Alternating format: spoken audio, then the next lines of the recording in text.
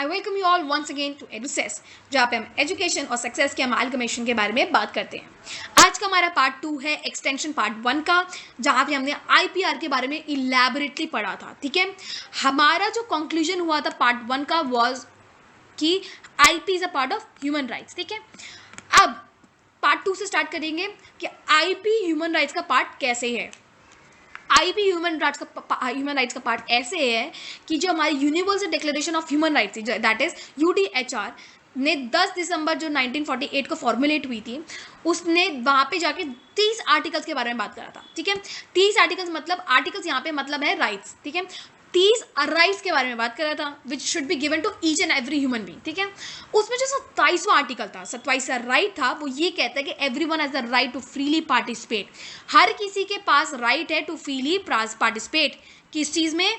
इन its cultural life. किसकी cultural life? Community के। ठीक है, क्यों? क्योंकि वो इंजॉय कर सके आर्ट्स को और वो शेयर कर सके साइंटिफिक एडवांसमेंट्स को और उस साइंटिफिक एडवांसमेंट के बेनिफिट्स को। ठीक है, अब हम साइंटिफिक एडवांसमेंट्स और जो बेनिफिट्स है उसको रिलेट करेंगे राइट ऑफ फ्रीली पार्टिसिपेट से। कैसे?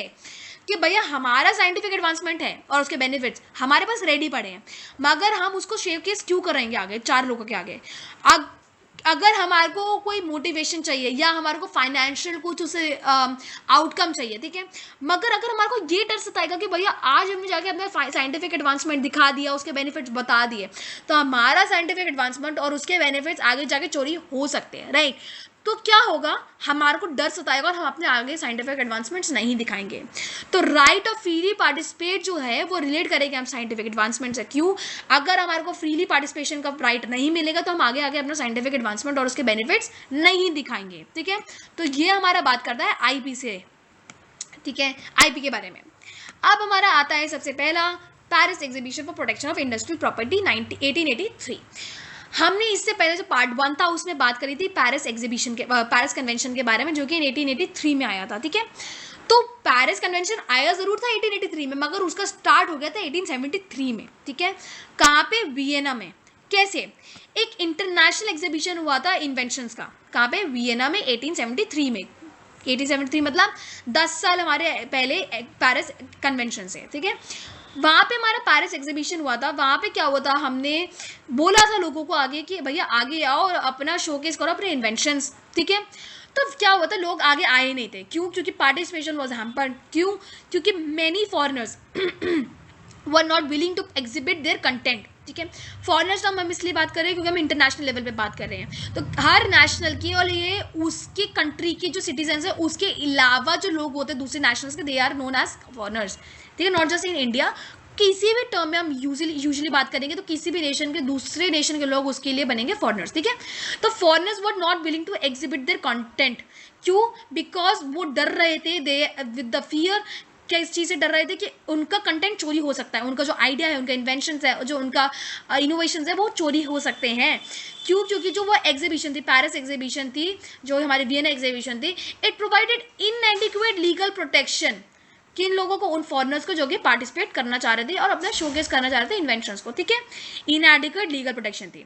अब इसी इनएडिक्वेट लीगल प्रोटेक्शन का जो हमारे को ग्राउंड पता चल गया था तो लोग कंसर्न हो गए थे। लोगों को पता चल गया था भैया कि we need to look after IPR now because people are getting concern regarding the same and it is a point of concern as well. ठीक है, तो उन्होंने क्या किया? उसके 10 साल बाद एक कन्वेंशन कन्वीन करे। ठीक है, कन्वेंशन कॉन्फ्रेंस कन्वीन करे 1883 में। कहाँ पे? पेरिस में। अच्छा, 10 साल का टाइम इसलिए लगा क्योंकि हमने पहली बार आईपी के जो टर्म था उसके बारे में बात करनी शुरू करी थी। ठीक है, नया नया कॉन्सेप्ट था, नई नई चीज़ें थी, तो हमारे को 10 साल लगे उसको स्ट्रक्चर, फ्रेमवर्क, रूल्स, रेगुलेशन सब कुछ लेआउट क्रिएट करने के लिए। ठीक है, तो 10 साल बाद हमारा पेरिस में कन्वेंशन होती है, कॉन्फ्रेंस होती है। ठीक है, जहाँ पे हमारे 11 स्टेट्स आगे आते हैं। ठीक है, 11 स्टेट्स आगे आके एक कन्वेंशन साइन करते हैं। किस चीज़ की कन्वेंशन साइन करते हैं? इस चीज़ की कन्वेंशन साइन करते हैं for the protection of industrial property. ठीक है, वो कन्वेंशन में बात करता है प्रोटेक्शन ऑफ इंडस्ट्रियल प्रॉपर्टी के बारे में। ठीक है, अच्छा, पेरिस कन्वेंशन में हमने 3 चीज़ों के बारे में बात करी थी। वो 3 चीज़ें कौन सी थी? पहली थी नेशनल ट्रीटमेंट, दूसरा था हमारा राइट ऑफ प्रायोरिटी और तीसरा था हमारा इंडिपेंडेंस ऑफ पेटेंट्स। ठीक है, तो हम एक बाय एक चलेंगे आगे। तो सबसे पहली चीज़ कि नेशनल ट्रीटमेंट क्या होता है? नेशनल ट्रीटमेंट को पहले हम पढ़ेंगे कि वो होता क्या है, कि इट मीन्स कि हमारे it is regarding the protection of industrial property, जहाँ पे हमारी each country party to the convention must grant the same protection to nationals of other members countries as it grants to its own nationals. ठीक है, इसका मतलब ये है कि समझ लीजिए कि मैं, मतलब मेरी जो कंट्री है इंडिया, ठीक है, मेरी कंट्री भी उस कन्वेंशन का पार्ट है। आप एग्जाम्पल की तरह समझिएगा, ठीक है, कि मेरी कंट्री भी उस इन्वेंशन का पार्ट है। ठीक है, अब मेरी कंट्री जो उस इन्वेंशन का पार्ट है, तो इसका मतलब ये है कि उन 11 में से एक कंट्री मेरी है। ठीक है, अब 11 में से एक हटा तो कितना होगा, 11 अथवा 10। ठीक है, तो मेरी कंट्री के अलावा, मेरे नेशन के अलावा और कितनी कंट्रीज उस कन्वेंशन की पार्ट है, 10। ठीक है, अब समझ लीजिए कि मेरी एक नेशनल मेंबर है, ठीक है, वो है बांग्लादेश, कि भैया मैं बांग्लादेश कंट्री को स्पेशल बेनिफिट्स प्रोवाइड करती हूँ, सिक्योरिटीज प्रोवाइड करती हूँ, कोई सर्विसेज प्रोवाइड करती हूँ। ठीक है, अब क्या होता है कि मैंने उस कन्वेंशन को साइन कर लिया, पेरिस कन्वेंशन को साइन कर लिया। अब पेरिस कन्वेंशन को साइन करने के बाद मेरे अलावा 10 कंट्रीज और उस कन्वेंशन का पार्ट बन चुकी हैं, क्योंकि 11 स्टेट्स थी ना उसमें। ठीक है, अब मैं किसी अपने नेशन मेंबर को, मतलब जो कि बांग्लादेश है, उसको जिस तरीके से ट्रीट करती हूँ उसी तरीके से ट्रीट करूंगी बाकी नेशंस को भी, जो कि उस अब कन्वेंशन का पार्ट है। ठीक है, यही वो बोलता है कि इट मीन्स दैट, मतलब it is regarding the protection of industrial property, each country party to the convention must grant the same protection should be granted by the party country to nationals of other members country as is grant to its own nationals। ठीक है, कि मतलब same treatment होना चाहिए।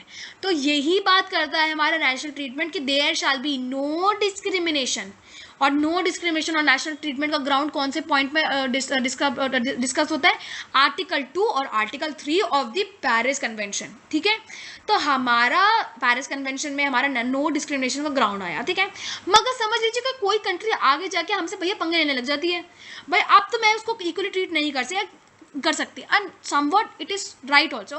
क्यों? क्योंकि it will be unjust and unfair. ठीक है, तो अब क्या होगा, इस नेशनल ट्रीटमेंट के कुछ एक्सेप्शंस भी हैं, जो वो एक्सेप्शंस दिए गए हैं हमारे पेरिस कन्वेंशंस में, बर्न कन्वेंशंस में और रोम कन्वेंशन में। ठीक है, तो कुछ एक्सेप्शंस भी है नेशनल ट्रीटमेंट के।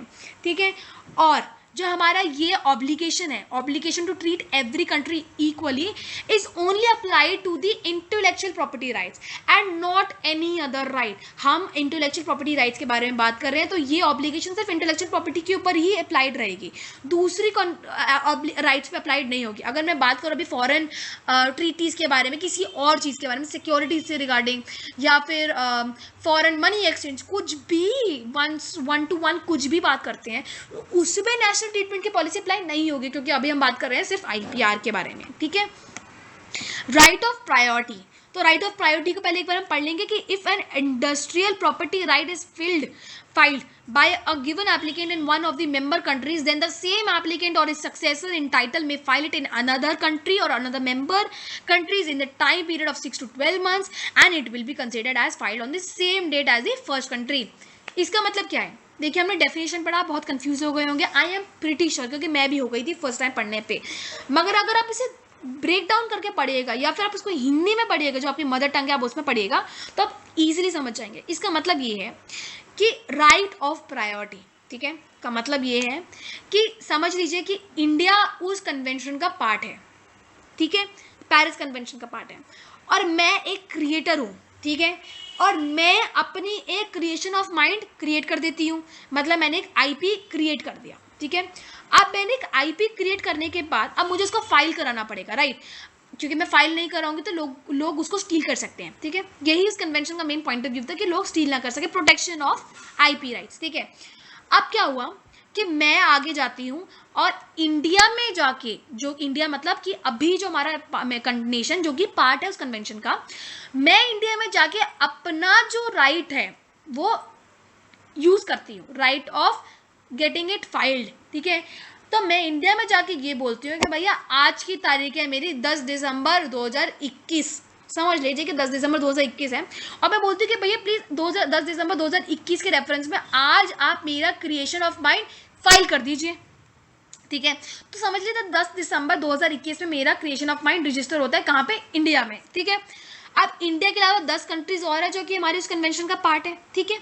अब क्या होता है, मैंने जिस तरीके जब इंडिया में फाइल किया मतलब 10 दिसंबर 2021 में, उसके बाद मेरे को 1 साल मिलता है मैक्सिमम, और ठीक है 1 साल या 6 महीने मिलते हैं किस चीज़ के लिए, ताकि मैं इस इन्वेंशन को बाकी की 10 नेशंस में भी जाके फाइल करा सकूं, ठीक है। अब क्या होता है, मैंने उस 6 महीने के अंदर या 12 महीने के अंदर अपनी सारी जगह पे 10 बाकी नेशंस में फाइल करा देती है, ठीक है। मगर वो लास्ट नेशन तक कराते कराते मेरे को 12 महीने लग जाते हैं, मतलब लास्ट के दिन पे मेरा फाइल होता है।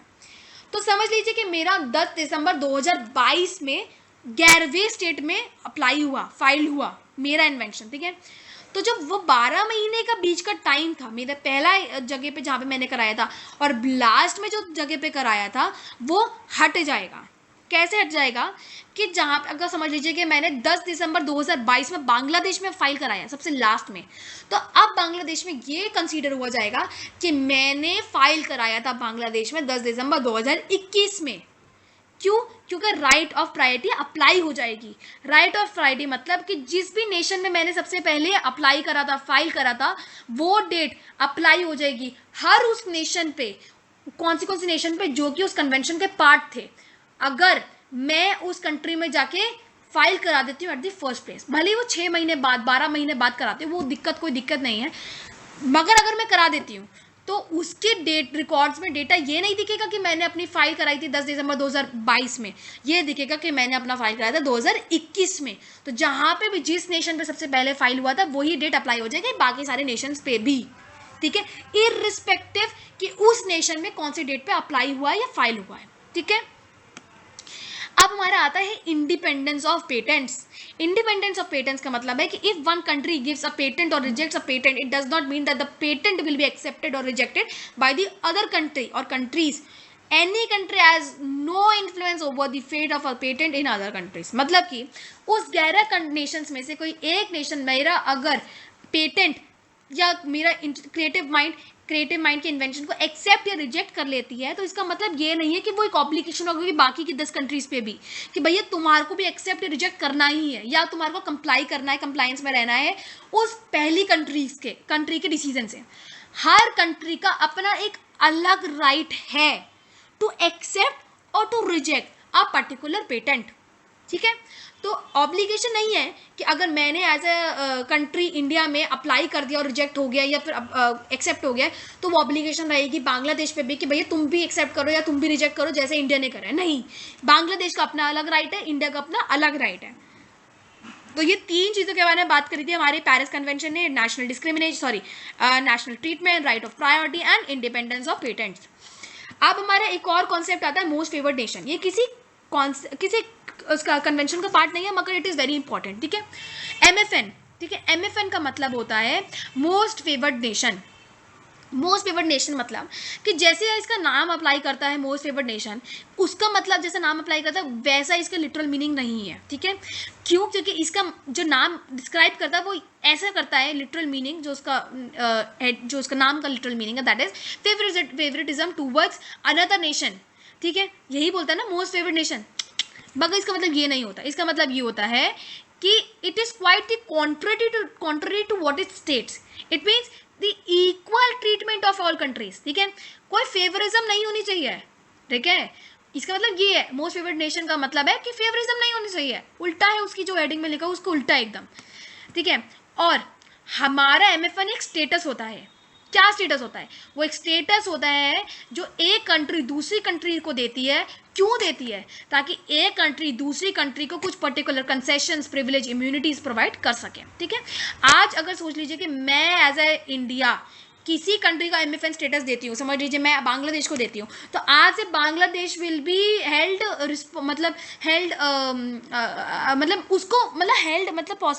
वो बांग्लादेश अब कुछ कंसेशंस, प्रिविलेजेस, इम्यूनिटी के लिए अप्लाई कर सकता है या मैं उसको एज ए नेशन खुद भी दे सकती हूँ, ठीक है।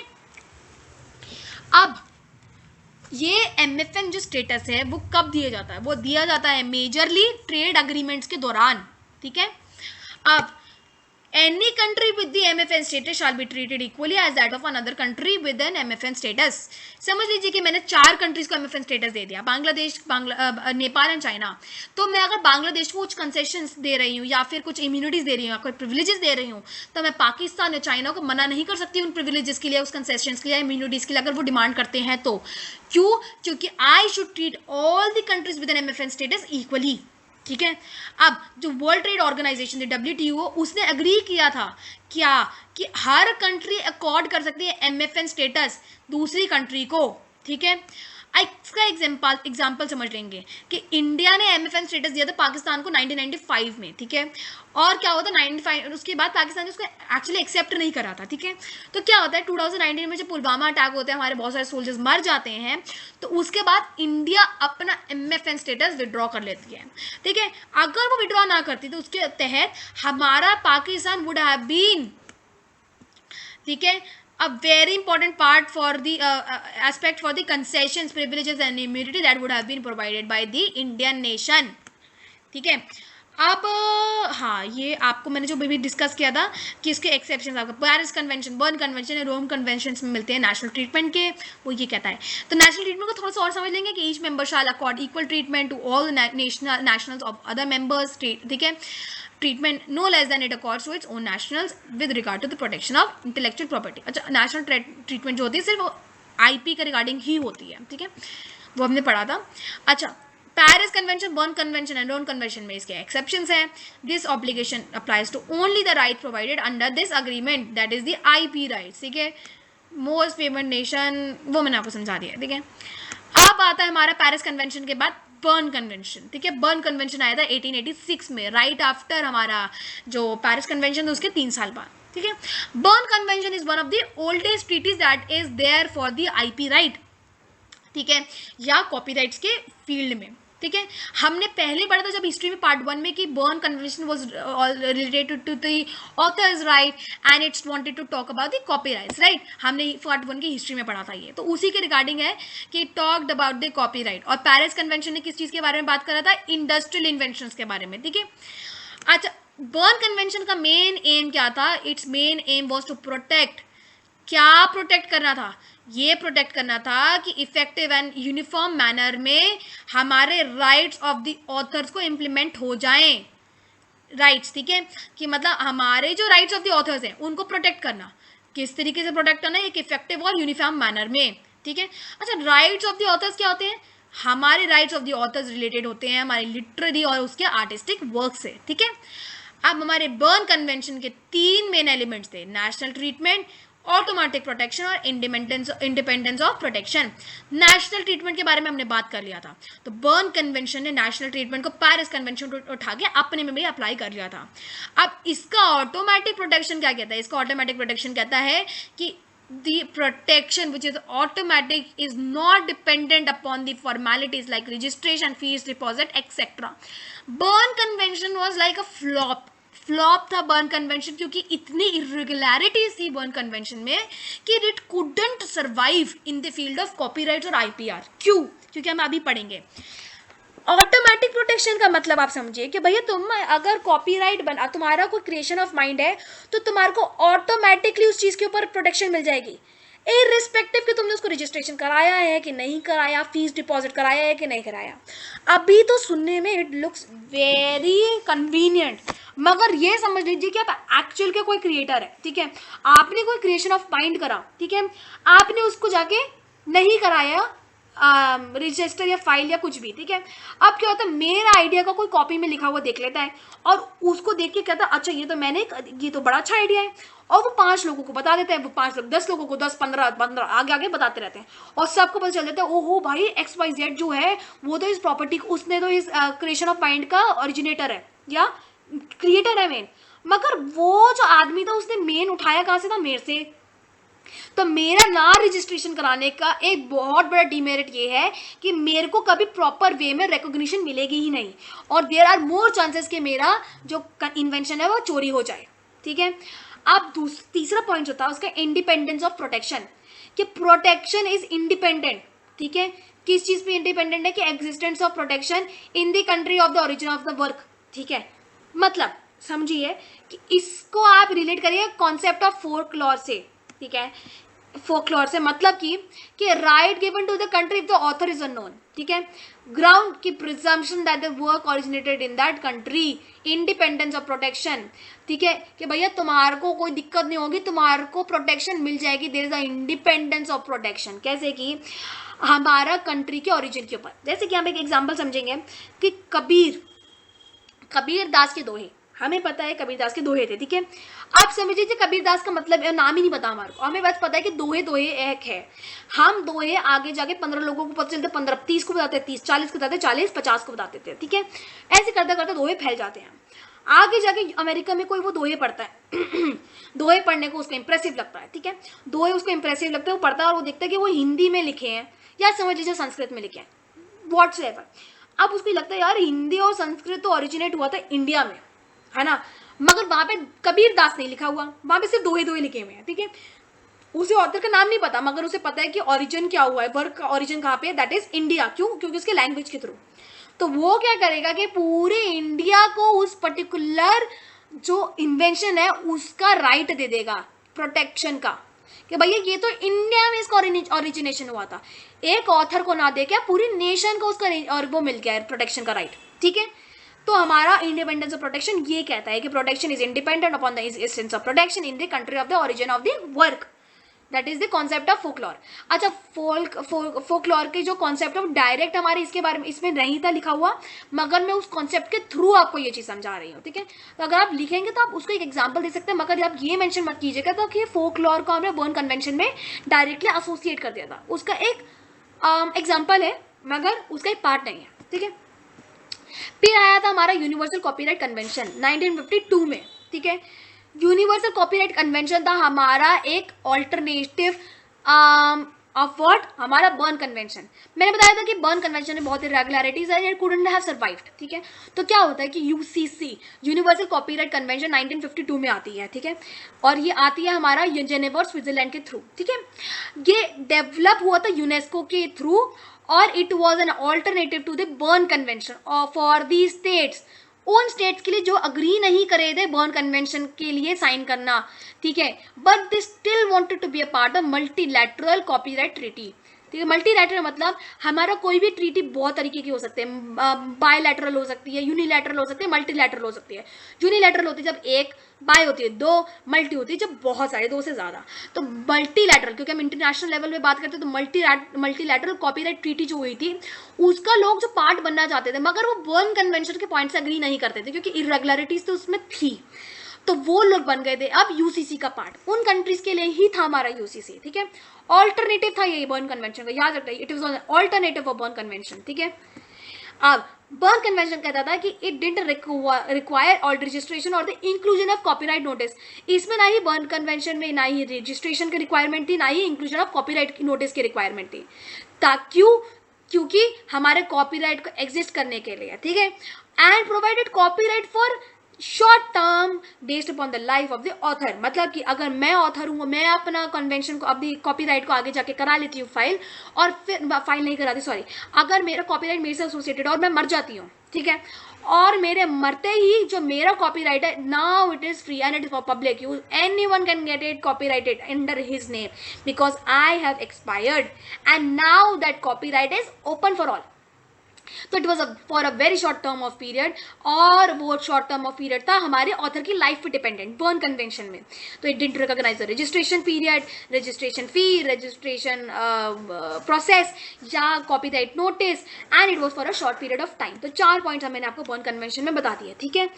अब जो हमारा UCC on the other hand, it was for the copyright protection, ठीक है, and it provided the fix renewal period. हमारा कॉपीराइट, ट्रेडमार्क, पेटेंट कुछ भी होता है उसका एक फिक्स्ड कॉपीराइट पीरियड, एक रिन्यूअल पीरियड होता है, उस पीरियड के बाद it ceases to exist. The copyright या तो हमारा IPR, it ceases to exist and we have to get it renewed, ठीक है। तो क्या था हमारा जो यूसीसी थे उसने स्टैब्लिश किया था हमारा रिन्यूअल ऑफ पीरियड, ठीक है। अब फॉर कॉपीराइटिंग, ठीक है, और हमारा 2 एलिमेंट्स थे जो हमारे रिक्वायर्ड थे। One was two it must contain a copyright notice, जो हमारा बर्न कन्वेंशन में एग्जिस्ट नहीं करता था। It must contain a copyright notice and it must be registered at a copyright office. हमारा ये कहता था यूसीसी कि our invention must be now registered at a copyright notice, और इस यूसीसी के कारण हमारे बर्न कन्वेंशन और यूसीसी में डिफरेंसेस क्रिएट हो गए थे। ठीक है, अब आपको इस टॉपिक पे अगर आगे और क्लैरिफिकेशन चाहिए तो आप थर्ड वीडियो दे सकते हैं, जिसमें हम इसके केस लॉस के बारे में बात करेंगे और हमारा ट्रेडमार्क एक्ट के बारे में भी बात करेंगे, ट्रेड एंड मर्चेंडाइज एक्ट के बारे में बात करेंगे। उसके बीच में हम डिफरेंसेस भी और कंपैरिजंस भी क्रिएट करेंगे। तो if you like this video, please subscribe to my channel, share it with your friends and hit the bell icon. Bye bye guys, best of luck for your examinations.